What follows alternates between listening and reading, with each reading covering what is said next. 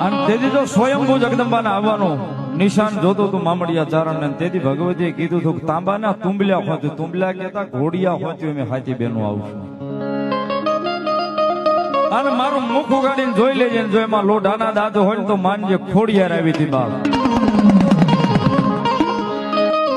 એ તાંબા વર્ણે જેથી માતાજી તમારે તુંબલ્યા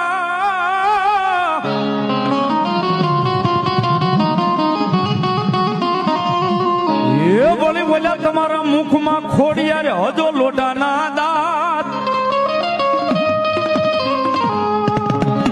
જેથી આવ્યા તા માતાજી માદાના નિહોળે